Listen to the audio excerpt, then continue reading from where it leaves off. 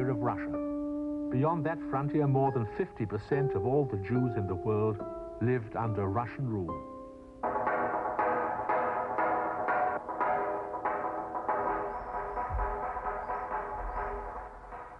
The vast Russian Empire lay 1,000 miles to the east of France and England. It was a land as incomprehensible to most Western Europeans as it was remote. Its customs were medieval, its society autocratic, all but untouched by the forces that were shaking Western Europe.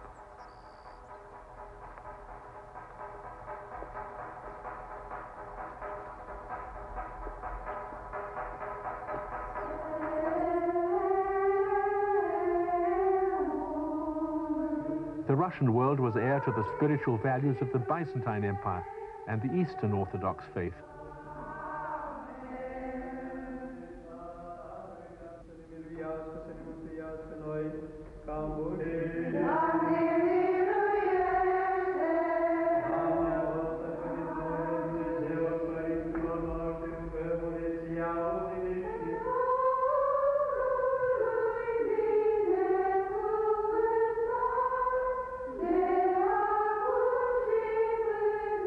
At the end of the 18th century, Russia annexed large parts of Poland, Lithuania, and the Ukraine.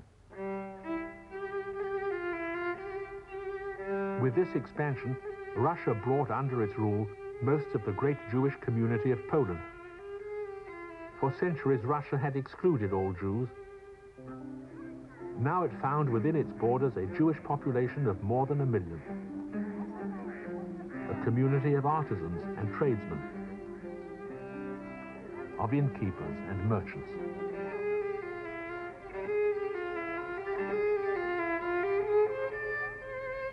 Russian merchants, alarmed at the prospect of competition from these Jews, demanded protection. The government responded. It drew a line around the provinces where the Jews already lived and forbade them to leave this territory. The region was called the Pale of Settlement.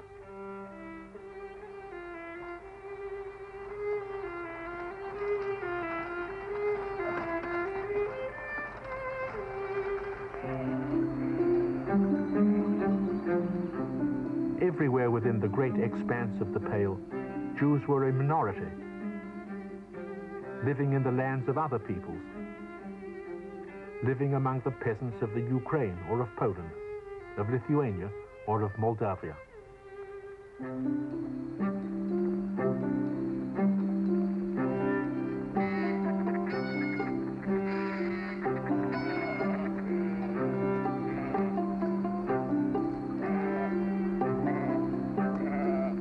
Christians and Jews lived side by side, depending upon each other in a rural economy centered on the local market town called in Yiddish the shtetl. Jews were the merchants in this agricultural economy. The peasants come from many miles around, bringing their livestock and vegetables, their fish and hides, their wagon loads of grain. In exchange, they buy the city produce which the Jews import, dry goods, boots, oil, and spades. Although Jews and their peasant neighbors mingled in the marketplace and in the streets of town, they were separated by culture, language, and religion.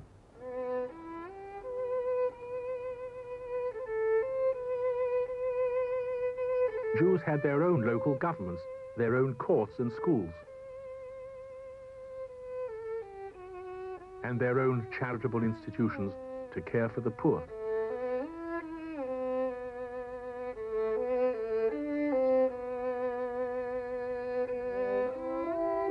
The rhythms of Jewish life were the rhythms of the religious calendar, of the Sabbath, the festivals, and the holy days. A German Jew admired the pious integrity of their lives. A book is their fatherland. They live enclosed within the boundaries of this book. Here they exercise their inalienable right of citizenship. Here they can be neither expelled nor despised. The Hasidic Jews of today inherit a legacy of dress, of belief, of custom and tradition from their Eastern European past. Among the most respected Jewish communal institutions of Eastern Europe was the yeshiva, the Advanced Academy of Religious Education. The great yeshivas of the Pale were famous for their scholarship among Jews everywhere.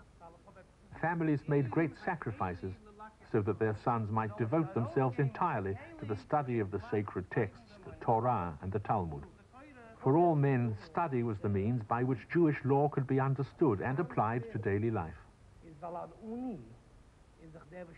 A man who puts out his hand to beg does so because he is poor.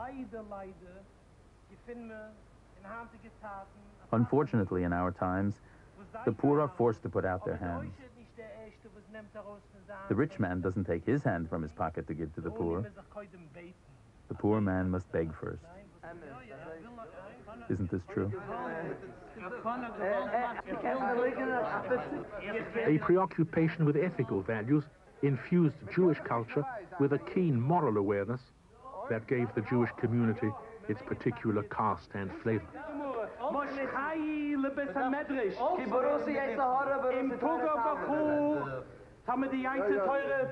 The dispute and argument of Talmudic study was the discipline by which they lived.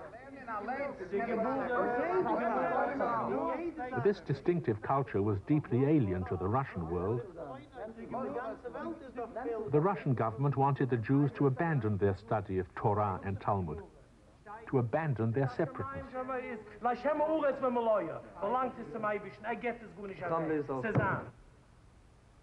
At the beginning of the 19th century, the Jews of Eastern Europe would come face to face with the autocratic power of the Russian state.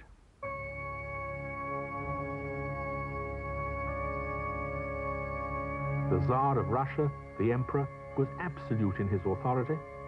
His will was law. The Tsars sought to modernize their economy, to force all the peoples of the empire to serve the interests of the state. Under Nicholas I, Jewish children as young as 12 were drafted into the army to serve for 25 years. Whole communities were forcibly relocated. When Nicholas died in 1855, it is said that there was such rejoicing that people embraced each other in the streets of St. Petersburg.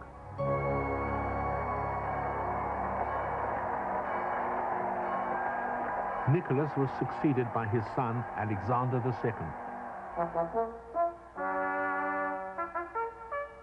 Like his predecessors, Alexander wanted to transform Russian society. He too became an autocratic ruler, but he was a man of more generous spirit.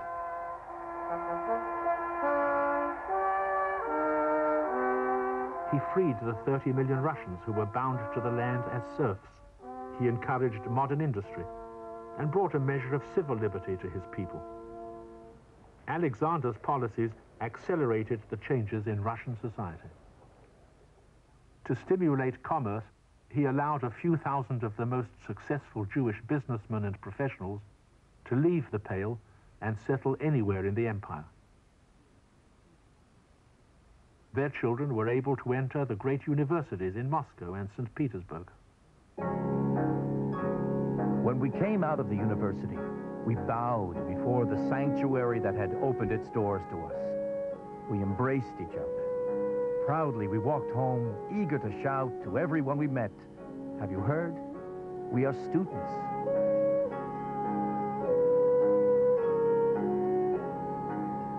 These Jewish students learned Russian instead of Hebrew, science, mathematics, and literature instead of Torah and Talmud.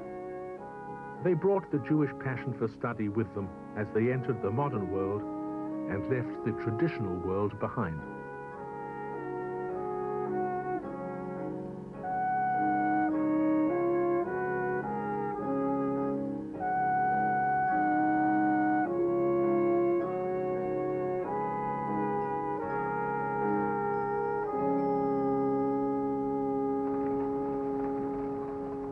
While Russian society changed, the Russian government did not.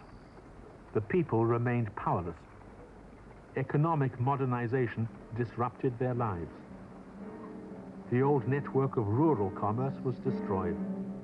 Thousands left the villages and farms and headed for the cities. Many lost their occupations and were forced to wander in search of employment.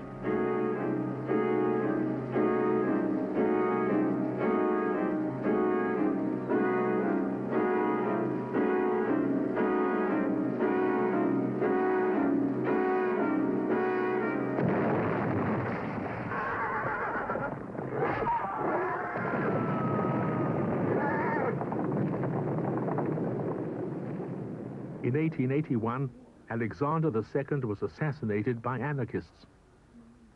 Rumors spread that the Jews were responsible.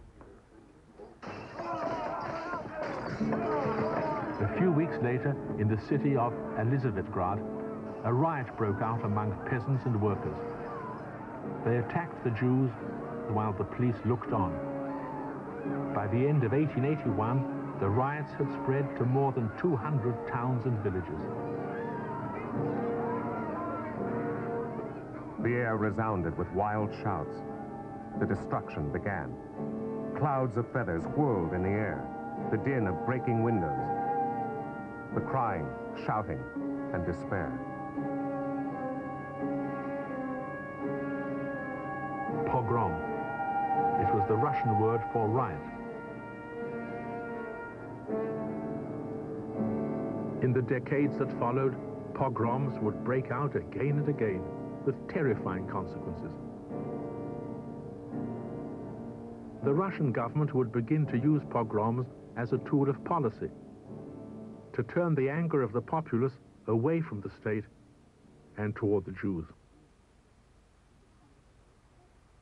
It was a crushing blow for all Jews, including those who had entered into Russian life. Until now, we thought of ourselves as Russians, not as Jews. The events of these last weeks have shown us how tragic has been our mistake. Yes, we are Jews.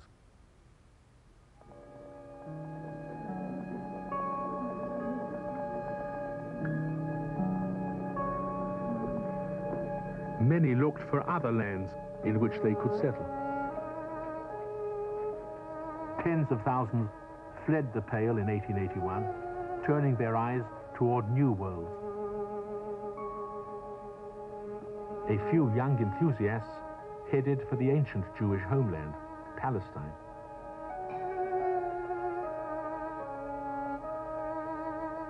But the vast majority of those who left Eastern Europe headed west, through the great ports of Germany, through Bremen and Hamburg, bound for America.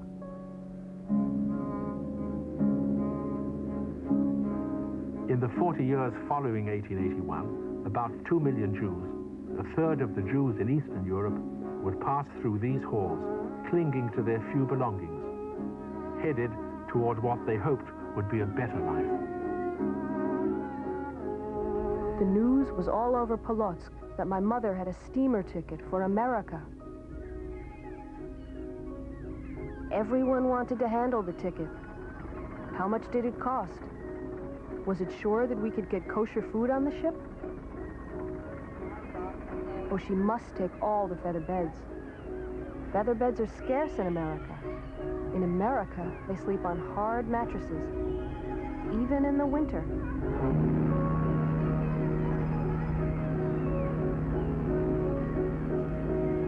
A steamboat ticket was a passport to a new life.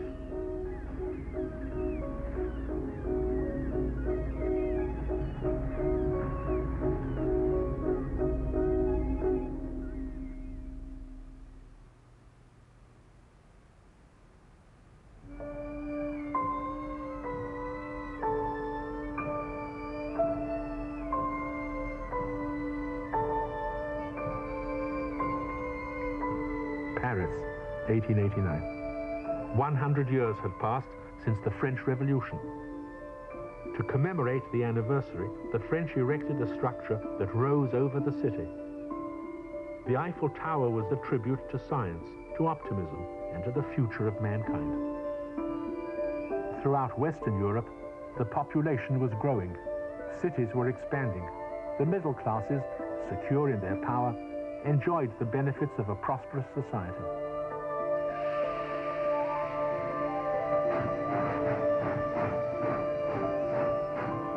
The new economy developed with astonishing speed.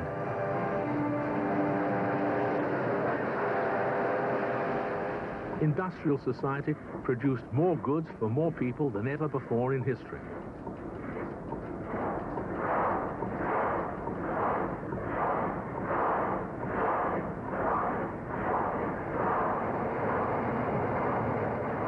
Great wealth was created, but also great social dislocations. Men who had once worked the land now worked machinery. Jobs were sporadic and uncertain. The wages were low, the hours long. Machines took away the livelihood of artisans and craftsmen. Thousands who had prospered in the old economy were threatened by the new. The modern world seemed to bear down on them with implacable force.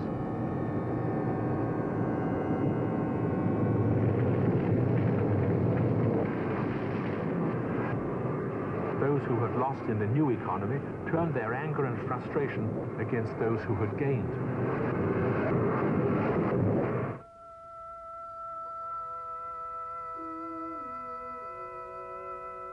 By the 1880s, most Jews in Western Europe had become middle class. They had won their political rights. They had won a place in European society as well. A Jewish textile manufacturer wrote about his home village in Germany. At one time, there were quite a number of poor Jews in the community. Those who still remember those earlier days must acknowledge that a transformation took place before their very eyes, which the new generation cannot even imagine. In Germany, France, Austria, the Jews were now above average in wealth and education. They brought their tradition of literacy and scholarship to the liberal professions, helping to shape modern law, medicine, and journalism. Those who were accustomed to look down upon the Jews and to despise them were astonished by the extent of their achievements. Their new visibility was in itself an affront to their enemies. To those who hated and dreaded the rapidly changing modern world, the Jews became the symbol for everything that they feared and could not understand. By the 1880s, shrewd and opportunistic politicians recognized that resentment of Jewish success could be used as a source of political power. Anti-Semitism.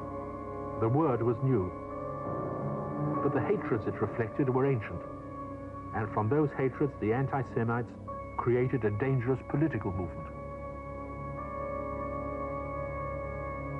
They wrenched from the work of Darwin and other biologists whatever theories could be twisted to support the idea of a Jewish race. They blamed the Jews for the growth of industry. They blamed them for poverty and suffering. They blamed them for the modern world. In Vienna, where the Jewish community was large and prosperous, Karl Lueger ran for mayor on an anti-Semitic platform. He was elected over and over again.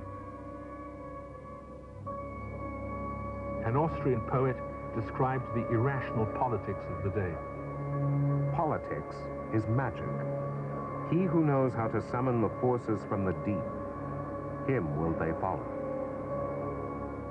By the 1890s, the forces of anti-Semitism had reached as far as these chambers of the Austrian parliament.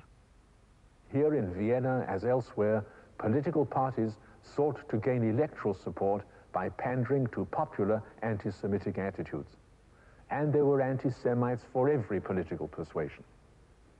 Radical anti-Semites saw the Jews as leading the forces of capitalism.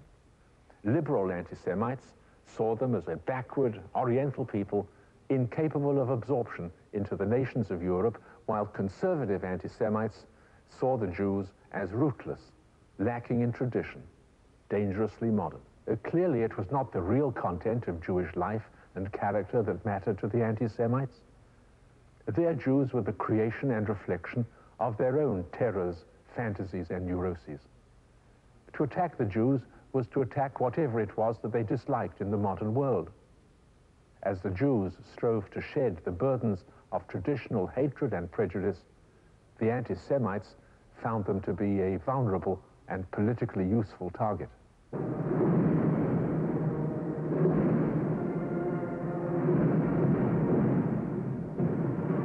In France by the 1890s, the Jews had become fully integrated in the life of the nation, sharing equally in the rights and duties of citizens.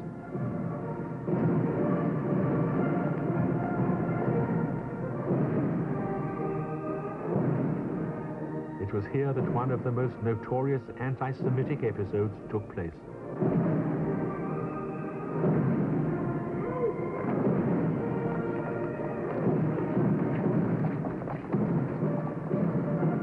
In 1894, Alfred Dreyfus, a Jewish captain in the French army, was accused of spying for the Germans. He was tried and convicted on forged evidence.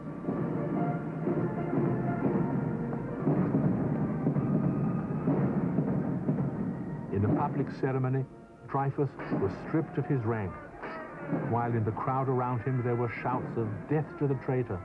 Death to the Jews!" The anti-Semitic press took up the cry. What a terrible lesson, this disgraceful treason of the Jew Dreyfus.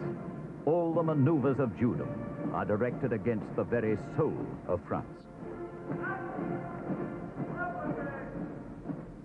Dreyfus was in fact entirely innocent. He was exiled to the prison colony of Devil's Island. For 4 years, his case was forgotten. Then in 1898, the writer Émile Zola published an open letter to the President of France. I will tell the truth. It is my duty to speak. My nights would be haunted by the specter of an innocent man atoning for a crime he did not commit. I accuse General Bigot of having had in his hands decisive proof of Dreyfus's innocence and of having suppressed it. I accuse General Mercier of being an accomplice. I accuse General Boisdef of being an accomplice. I accuse the court-martial of condemning an innocent man. To many Frenchmen, Zola's attack on the generals seemed to be an attack on France itself. His article unleashed a storm. Mobs rioted in the streets of Paris. Duels were fought. Families and friendships were torn apart. All France took sides for Dreyfus or against him. Anti-Semites throughout Europe exploited the Dreyfus affair. In Rome, the official Jesuit newspaper denounced the emancipation of the Jews.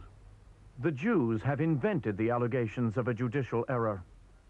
The real error was granting them French nationality. That law must be revoked, not only in France, but in Germany, Austria, and Italy as well. Zola and his allies held their ground. In 1899, an official inquiry began. It found that the evidence against Dreyfus had indeed been forged by officers of the French army. A second court-martial again found Dreyfus guilty, although this time with extenuating circumstances. Dreyfus was fully cleared only in 1906. He resumed his commission and was awarded the Order of the Legion of Honor. Most Jews in France were reassured by Dreyfus's victory. They felt that they, along with Dreyfus, had won their case against the anti-Semites.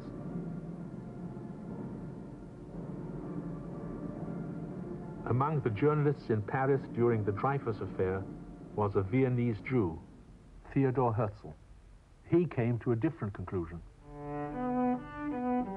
We have honestly striven everywhere to merge ourselves in the social life of surrounding communities and to preserve only the faith of our fathers. It has not been permitted to us. In countries where we have lived for centuries, we are still cried down as strangers.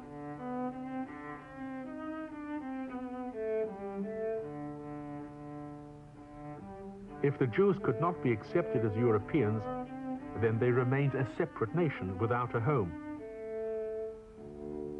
Herzl called for the creation of a Jewish state. The movement to create this state called itself Zionism, after the name of a hill in Jerusalem, Mount Zion.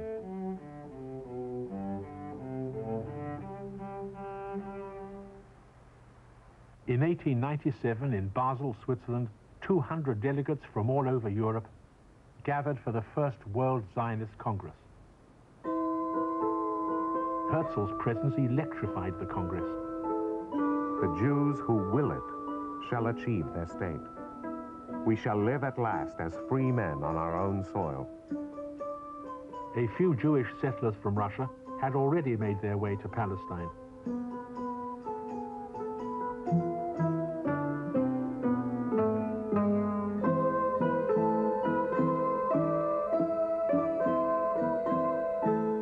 Now, with Herzl's inspiration, the Zionist idea became a political movement.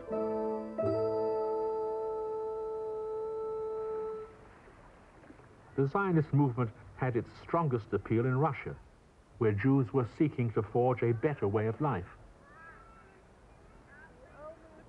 By the end of the 19th century, many Jews in the Pale lived in cities rather than market towns.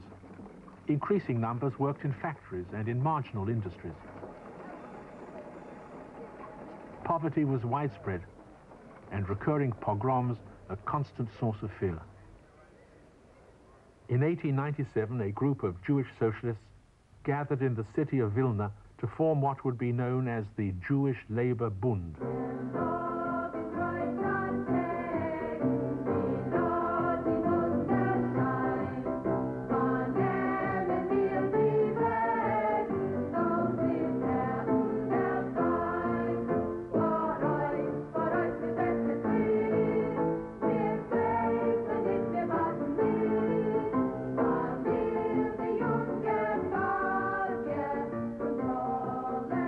Centuries the Jew lived like a slave.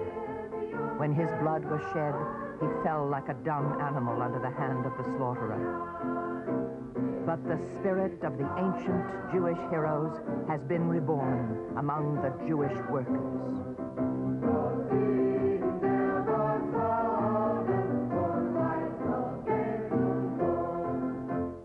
The Bundists joined with other socialists to fight for the rights of workers. Through revolution, they hoped to cure the ills of Russian life and end the oppressive poverty of the Pale. Jewish women, putting aside their traditional role, joined in the new movements, in Zionism, in Bundism, joined in the struggle to reshape Jewish life.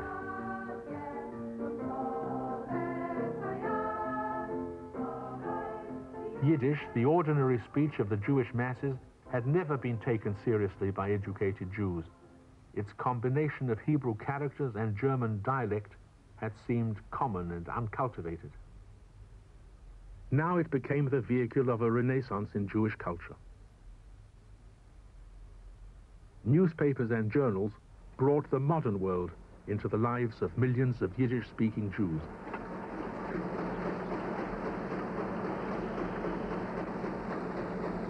Shakespeare, Tolstoy, Dostoevsky, the world's classics, were translated into Yiddish.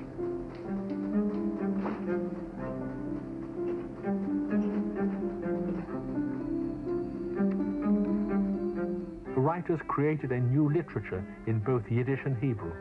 Chaim Nachman Bialik, the Hebrew poet. Shimon Dubnov, the historian of the Jewish people. Mendele Mochet Sforim, the Yiddish novelist. Yehuda Leib Peretz, the Yiddish poet. Sholem Aleichem, the Yiddish writer. A Yiddish theater developed. A secular and popular culture was born based on the daily life of the Jewish people.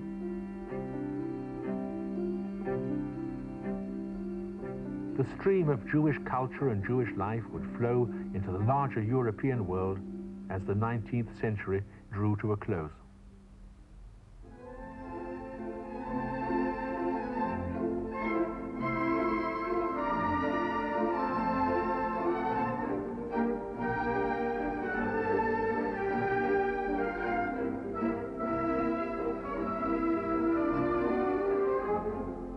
In the vivid urban life of Vienna, Paris, Berlin, London and St. Petersburg, the consequences of a century of social and economic change were visible everywhere. The world was in ferment.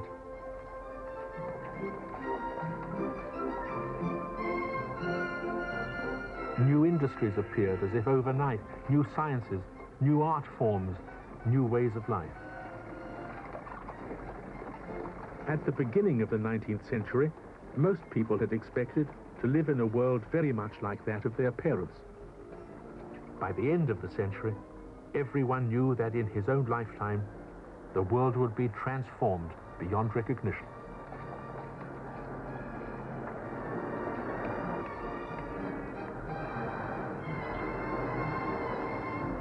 Every aspect of society and of life was open to question, was filled with possibilities. A generation joined enthusiastically in the exploration of the modern world. In every field of endeavor, Jews played an important role. Arthur Schnitzler, Sigmund Freud, Arnold Schoenberg, Amedeo Modigliani, Franz Kafka, Gustav Mahler, Marcel Proust, Albert Einstein. These men were Jews. They were also modern Europeans. Being Jewish no longer restricted them to a separate Jewish world. What they contributed was not to a body of Jewish culture, but to the common heritage of all Europeans. In the capitals of Europe, the arrival of the 20th century was saluted with cannons. One who heard them wrote, I listened with a kind of shiver. One knew all that the 19th century had carried away. One did not know what the 20th would bring.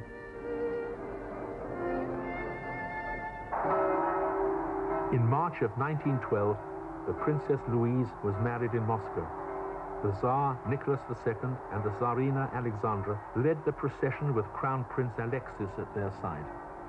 Following them were the princesses Olga, Tatiana, Marie, and Anastasia. The wedding brought together the potentates and royalty of all European lands, including Franz Joseph, Emperor of Austria, and Wilhelm II, Emperor of Germany. Within 6 years, the empires of Franz Joseph and Wilhelm would be gone. Nicholas and his family would be dead. A revolution in Russia and a world war in Europe would bring an end to these last vestiges of the old political order.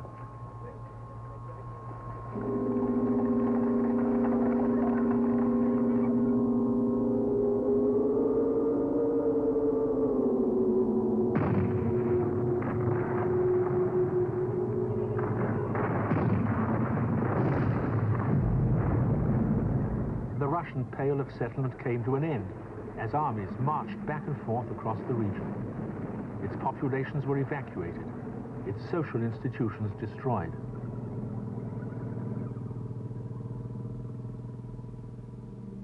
Jews fought as citizens of the European nations, as Germans, as Frenchmen, as Austrians, Englishmen, Russians. For the Jews, as for all others, the world of established truths was gone.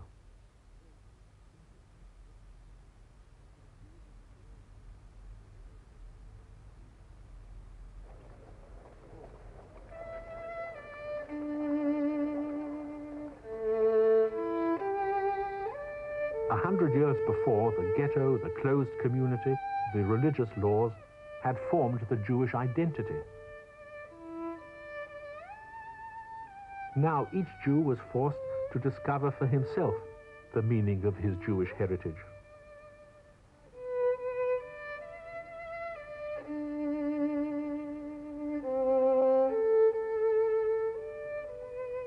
Now there was complex diversity in Jewish life. Each Jew would have to find his own place in a world both promising and precarious.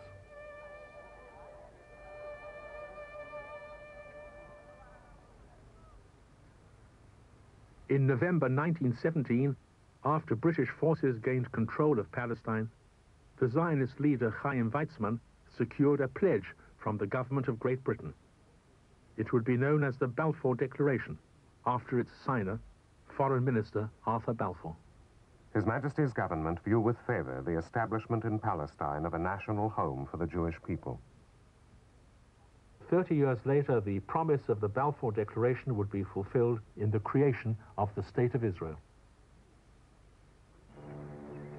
The diversity of Jewish life was now to find expression in new lands where new opportunities awaited. To many it seemed that the greatest hope lay in a land to the west, across the Atlantic.